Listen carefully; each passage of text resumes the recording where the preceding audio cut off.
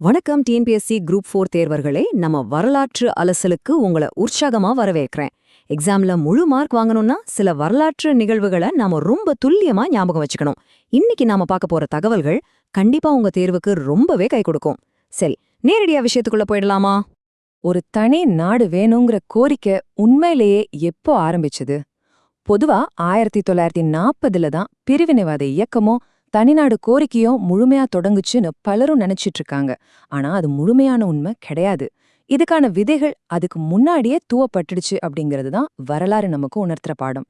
அதாவது 1940ல அதிகாரப்பூர்வமா கோரிக்கை வைக்கப்படுறதுக்கு முன்னாடியே இதற்கான அடிப்படை சிந்தனைகள் உருவாக ஆரம்பிச்சிடுச்சு. கரெக்டா சொல்லணும்னா முஸ்லிம் லீகோட அடிப்படை கொள்கையான இரு நாடு கொள்கை 1937லயே முதன்முதலா முன்வைக்கப்பட்டுடுச்சு. 1940க்கு சரியா 3 வருஷத்துக்கு முன்னாடியே இந்த அடித்தளம் ஸ்ட்ராங்கா போடப்பட்டுடுச்சுங்கிறது தான் நாம கவனிக்க வேண்டிய ரொம்ப முக்கியமான பாயிண்ட். 1937 பாம்பாய் மாநாடு மற்றும் சர் வாஜர் ஹசன். இந்த தகவலை நோட் பண்ணிக்கோங்க.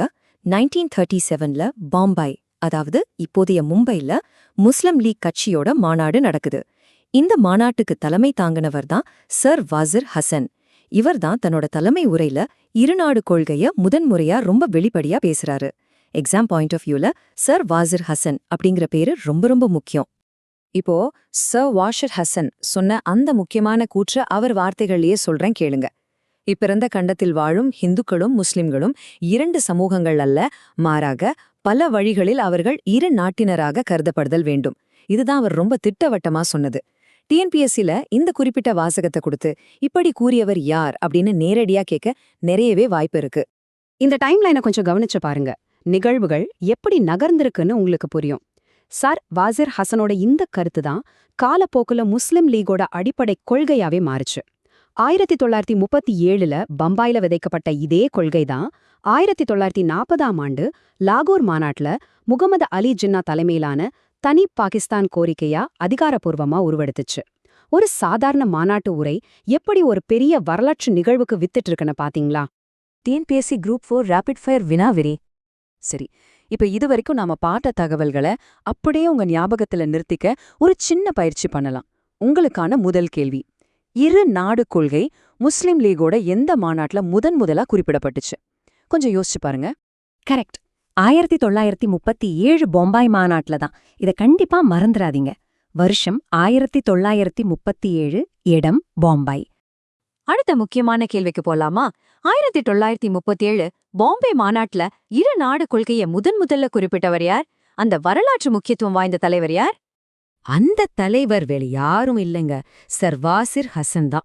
இருநாடு கொள்கை அல்லது 1937 பம்பாய் மாநாடு அப்படிங்கிற வார்த்தைகளை பார்த்தாலே உடனே உங்க ஞாபகத்துக்கு வரவேண்டிய பேரு சர் வாசிர் ஹசன் தான். இதோ உங்களுக்கான கடைசி மற்றும் ரொம்ப முக்கியமான கேள்வி. இப்பிறந்த கண்டத்தில் வாழும் இந்துக்களும் முஸ்லிம்களும் இரண்டு சமூகங்கள் அல்ல, அவர்கள் இரு நாட்டினராக கருதப்பட வேண்டும் அப்படின்னு சொன்னவர் யார்? இந்த கூற்று யாருடையது? ஆமா, இதற்கும் விடை அவரேதான், சர் வாசர் ஹசன். ஆக சர் வாசர் ஹசன் அப்படிங்கிற பேரையும் அவரோட இந்த முக்கியமான கூற்றையும் எக்ஸாம்காக நல்ல மனசுல பதிய வச்சுக்கோங்க. இறுதியா ஒரு சிந்தனைக்குரிய கேள்வியோட இந்த தொகுப்பை நான் நிறைவு செய்யறேன். ஆரம்பகால அரசியல் உரைகள் எதிர்கால தேசங்களோட எல்லைகளை எப்படி வடிவமைக்குது? நிஜமாவே யோசிக்க வேண்டிய ஒரு கேள்விதானே. 1937ல நடந்த ஒரு ஒற்றை உரை எப்படி ஒரு மிகப்பெரிய வரலாற்று மாற்றத்துக்கு அடித்தளமா அமைஞ்சுது அப்படிங்கறத நாம இன்னைக்கு நடுநிலையா அலசணும். இந்த தகவல்கள் உங்க தேர்வுக்கு ரொம்பவே உதவும்னு நான் நம்புறேன். உங்க டிஎன்பிஎஸ்சி குரூப் 4 தேர்வுக்கு என்னுடைய மனமார்ந்த வாழ்த்துக்கள். நல்லா படிங்க, வெற்றி நிச்சயம்.